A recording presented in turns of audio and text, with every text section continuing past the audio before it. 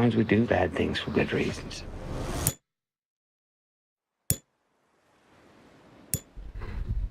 Hey, welcome back to... What are you doing there? What are you doing? Hey, welcome back to Bandwagon Fans. This is Jeff, and tonight I'm going to be talking about the movie Serenity, starring Matt McConaughey and Anne Hathaway.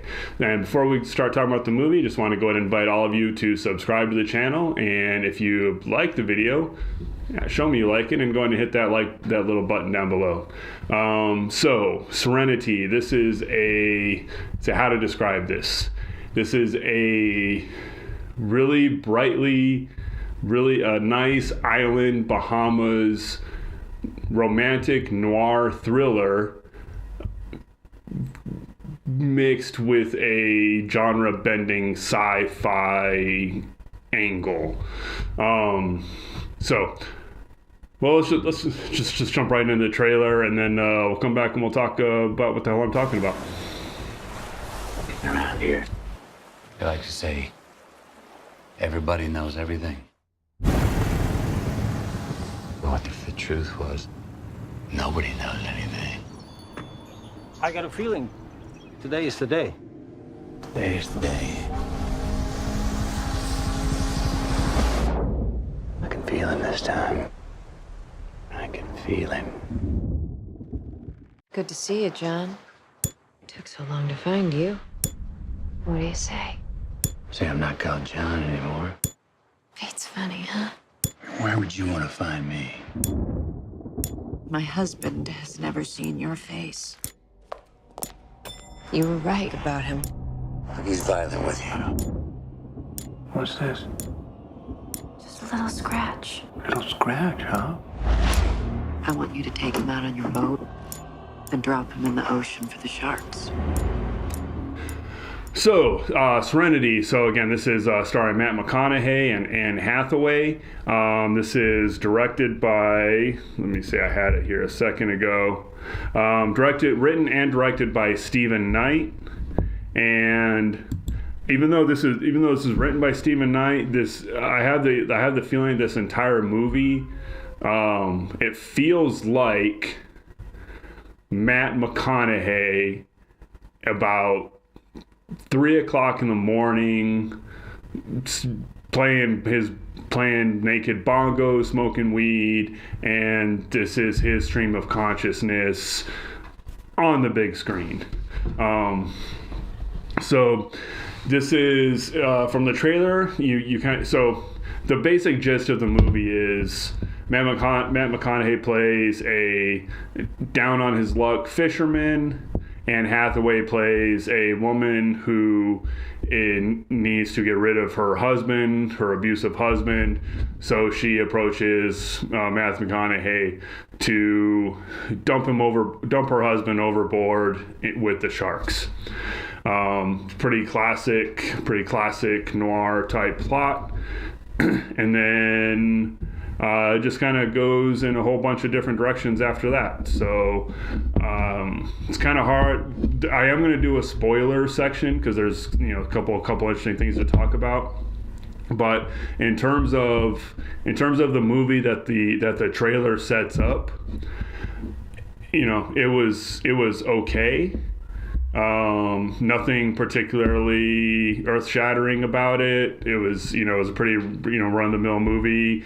And about halfway through the movie, I would have recommended it maybe for a late night, Saturday, streaming one night. Just don't want to go out, so you stay in, just watching Netflix or Hulu. Kind of a decent movie along those lines. Definitely not worth going to the theater for. But just a kind of a run-of-the-mill film noir, albeit in a really pretty setting and extremely brightly lit. And that's pretty much all I'm going to say for the non-spoiler thing. Actually, no, I will say this. So the first line of the movie, or Matthew McConaughey's first line, the way he delivered it was so so quiet and low and mumbling. It felt like it was straight out of one of his car commercials, and I kind of got a chuckle because I was like, oh crap, is this what we're in for the whole movie? And it was kind of along those lines, however, at least his performance, but it actually kind of fit with the noir style, so I'll give it a pass on that. But it was almost like a caricature of himself. And I'm not sure if you're going to hear the cat in the background, but he's anxious to get outside again. But no more tonight. So, anyways, average, decent movie. If you like these kind of noir thrillers, again, worth watching streaming, but definitely not worth going to the theater for. And that's kind of gonna wrap up the non-spoiler section. If you would like to stick around, I'm gonna talk about just how batshit crazy this movie kind of went. And so for those of you that are gonna tune out now, thanks for watching and get on the bandwagon. And for those of you that are gonna stick around, spoilers, you have been warned. So I mentioned in the introduction that this was had some genre-bending sci-fi elements, and that's kind of what made this movie. All right, so we all had that friend in high school or college who smoked a lot of weed and was convinced that they could turn anything into a bong, a cereal box and a Matchbox car and some duct tape, and they had a bong. And that's kind of what this movie Serenity felt like. It felt like a stoner with a lot of money convinced he could turn anything into a movie. So the big main part of the plot was this Anne Hathaway hiring Matthew McConaughey to kill her husband.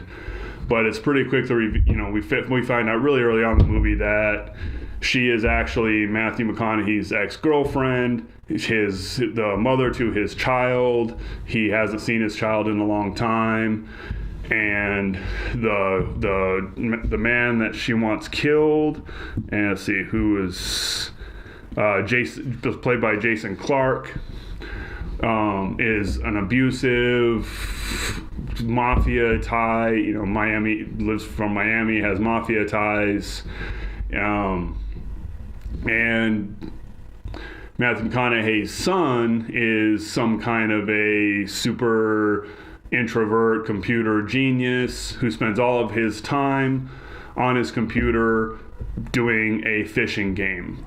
Well, meanwhile, Matthew McConaughey, as we learned from the opening scene, runs a fishing boat, and he is obsessed with one particular rather large tuna fish, and that is his obsession, to the point where it's ruining his business, it's ruining all his relationships, but he is obsessed with getting this one fish. Hey, there's the kitty. No, not on the computer guy. So this is Emmett, who is normally reluctant to be on camera, although he's a big love bug. But we're gonna set you over there for now. So he might be popping in and out off the screen. So you can kind of see him. Anyways, back to the movie. So Matthew McConaughey is obsessed with this fish, and then Anne Hathaway shows up. Will you kill my husband? No, I don't want to kill your husband. I just want to pursue this fish. No, you really should kill this husband. And his shipmate originally convinces him to take the husband out on the boat with him, and there's a lot of layered meaning in the movie, a lot of metaphors, and then kind of right around the start of the third act, we find out that none of it is real. They don't say it right away, but it's pretty easy to figure out that Matthew McConaughey had actually died years earlier in Iraq, and everything we were seeing was actually the computer simulation that his son had created to try to escape from this abusive jerk stepfather that Anne Hathaway had married. So you still had all these noir elements mixed in with these sci-fi elements, mixed in with all these layered metaphors and all this, you have Moby Dick metaphors and some religious imagery, words that might mean something, like they kept referencing justice and temptation. And so this movie clearly had something to say, but I think in its it kind of, whatever it was trying to say just kind of got lost, and it was by just trying to jump genres and trying to do too much. So it was just, it was easy to follow, but also incredibly difficult to understand, to the point where, so the theater I was in was almost completely empty, so I was able to jump on my phone and read stuff while I was watching the movie. And at one point I'm trying to look up what Fontaine could be a reference to, and I know there's a sculpture of a urinal called Fontaine. Fontaine could refer to fountain. I have no clue if there was any hidden meaning to the word Fontaine. Within the movie, Fontaine was the company that sold the fish and tackle and the bait and lures that Matthew McConaughey's character was using. So I'm sitting there trying to figure out what Fontaine could mean. There is this recurring theme where there's Diane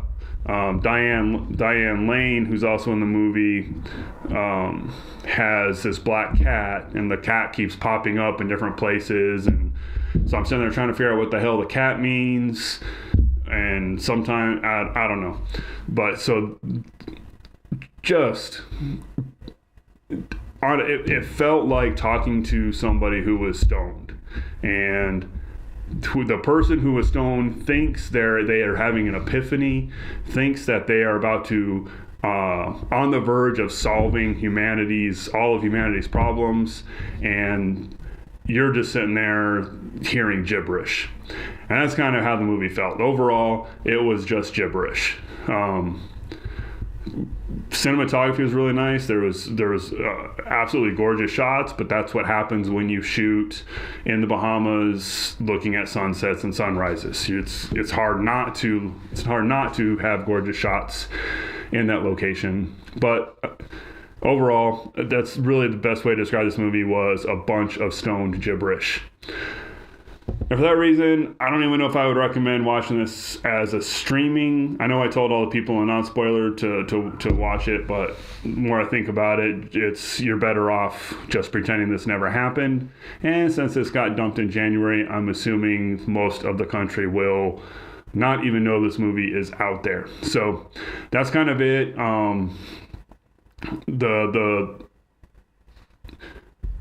So since we're talking spoilers, the boy ends up killing his stepfather in real life, and then changes the simulation, the game that Matthew McConaughey is in, so that they can be reunited in the game that he created. And again, it's one of those things where I was tempted to start contemplating the ramifications of all this, and then I realized, no, I'm not going to spend any time thinking about it. But it was curious that in this artificial simulation that this boy had created, he was okay creating his mom, Anne Hathaway, getting beaten and raped, but he didn't create her when everything was happy and hunky-dory. Again, probably shouldn't look too much into this movie. It is a bunch of nonsense and gibberish, so that's pretty much it. Have fun if you do try to watch it, and I would suggest being stoned, or alcohol would help. This is in honor of the Bahamas. I got a little rum here, and that's about the only way I would recommend watch this movie, is drunk or stoned, and then you might be on the right wavelength to understand it. So that being said, thanks for watching. I'm Jeff. Like and subscribe and get on the bandwagon. Cheers.